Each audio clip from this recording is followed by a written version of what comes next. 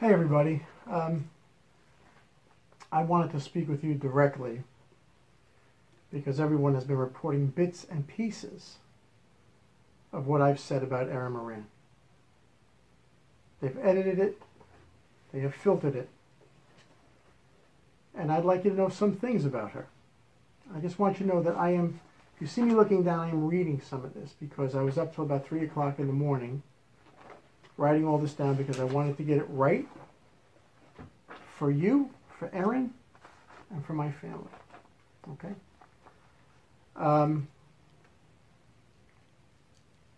I was shocked by her death. I didn't believe it at first. And I read the same media reports as many of you did, and I came to the same wrong conclusion that a lot of other people did. And I wish I hadn't, and I'm sorry. Because all that really matters are the best parts of Erin's life, and that's what I wanted to talk about today. The show we were on, Happy Days, was like being strapped to a rocket. And Erin and I were kids. We were on TV every week, and we were very famous. And she and I together dealt with the pressures of that. We also had the opportunity, and she was on the show a couple of years before me. She started from the very beginning, I think, when it was on Love American Style. And on Happy Days, we got to work with some very talented people.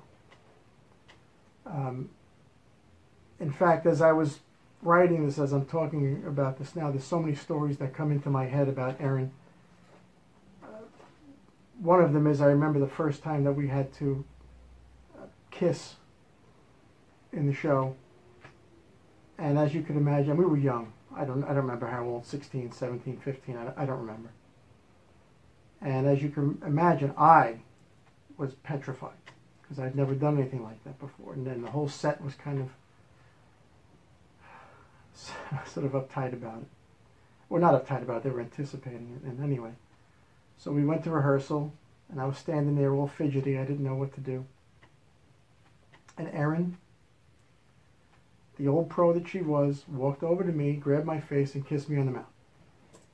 And that cooled everything out. And it made it such an easier day for me and everybody else, really. I mean, she was just an old pro. And I used that method that I learned from her later on in work that I had done. And then and now my mind is going, on a personal story, she and I went out to a movie one night. We went to, I can't remember the movie, but she drove a brown Volkswagen Scirocco that she picked me up in. And we went to the movies. And I remember afterwards some people were chasing us and following us. And she drove that car like a stunt driver and got us out of trouble.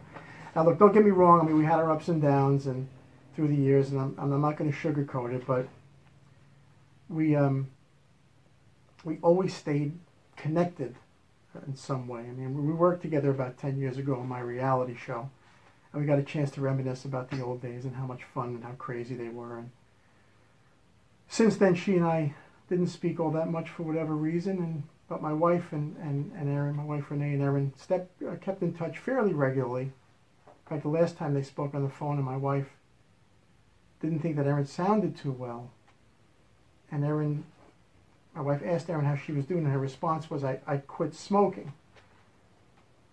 And then, out of the blue, she passed away from cancer. Nobody knew it. Not yet. To her husband, Steve, and her brother, Tony, I am so sorry for your loss. And to the rest of your family members, I am so sorry. Erin was kind and sweet and funny, adorable, great sense of humor, talented, good to be around. You can go back and look at the work that she's done, and you'll see how talented she was. Good singer too, natural singer, which I was always very envious of. And I just hope that she's remembered as the special woman that she was. And I am sorry that I talked about those first media reports, because I want to say that again. I'm sorry for talking about those first media reports, because cancer it's terrible and it's a heartbreaking killer. And the last couple of years of my life, I've realized how fragile and how precious life is. I lost my mom in December. She had Alzheimer's for many years. The man who discovered me, Gary Marshall, he passed away. Dear man, I owe everything to him. My nephew right now has blood cancer. He has leukemia, and he's battling that. My wife has battled cancer twice, beaten it twice, lives with a brain tumor. So I know about heartache. And life is too short for anger or hate. And as much as I don't want to make this about me or my family, I have to let you know about the wave of hate that has been directed at my family this past week. And I'm going to show you a couple of them. They're edited. Well, I didn't edit them, I'm sorry. They're just vile. And I'm going to read you. I'm going to read you one. I'm going to show it to you. Okay. And here's what it says. This is to my wife. Isn't it time Renee had some plastic surgery? She's looking about 60 years old. Heard the kid Bailey is a retard. And Scott likes to molest her. All good reasons why nobody in Hollywood likes this, whatever.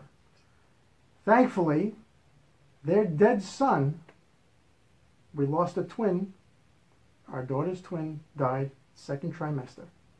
Thankfully, their dead son was saved from having to live a tortured life with horrible people as parents like Renee and Scott. Okay?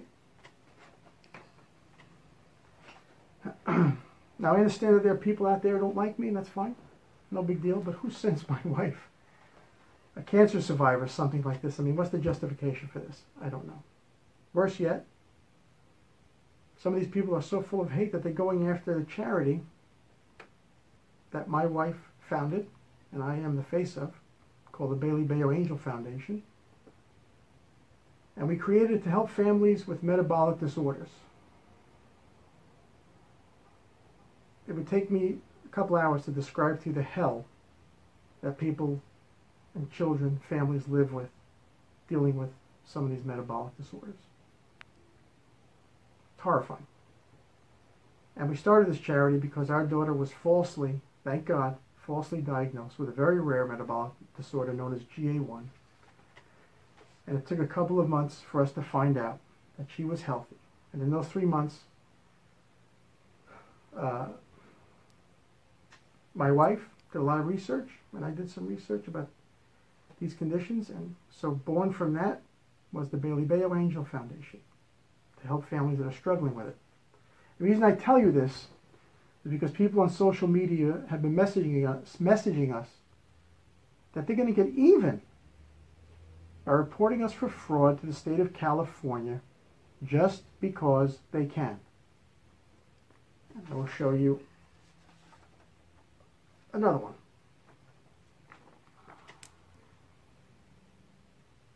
Okay, I'm going to read it to you. We're almost done, folks. Sorry. I call the Secretary of State in California to report your foundation, BBAF, Bailey Bayo Angel Foundation. I've been told you're using the funds to benefit you and your unemployed, useless husband. That's not legal, you dimwit. I hope they investigate you for fraud. I've had 7 of my friends call and email to complain too. Goes on and on. Talking about something else. Is that why your son died? Because his you-know-what didn't work properly. Maybe it gave the baby the nasties. Oh well, better off dead without 2 unsuccessful parents like you two. By the way, do something with your face, lady.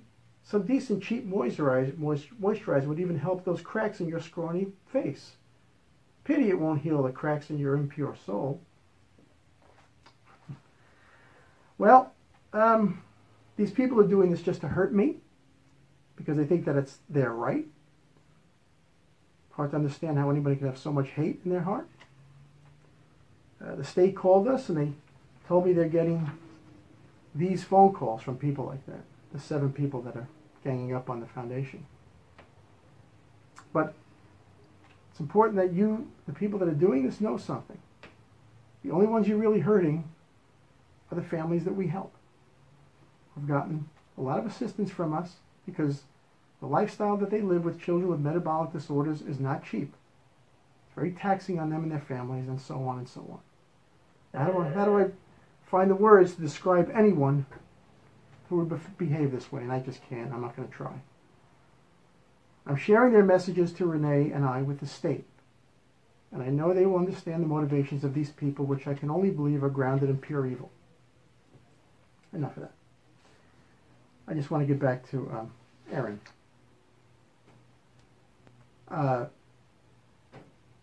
Erin was probably one of the most important women in my life.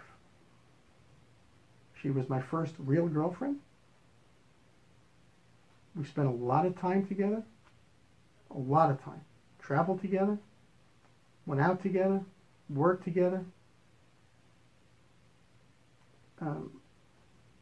I grew up with her. I knew her family. She knew mine. My dad adored her. And she's gone. And I'm sorry. And when she died, a little piece of me died. Because I'd spent so much time with her and learned so much from her. And just such a big part of my life. Such a formative part of my life. Anyway, again, I apologize to those that I may have hurt. It was not my intention. Erin, your memory will live on in your work. And I will never forget you. And I hope to God that you have found the peace that you deserve. Okay? Thank you.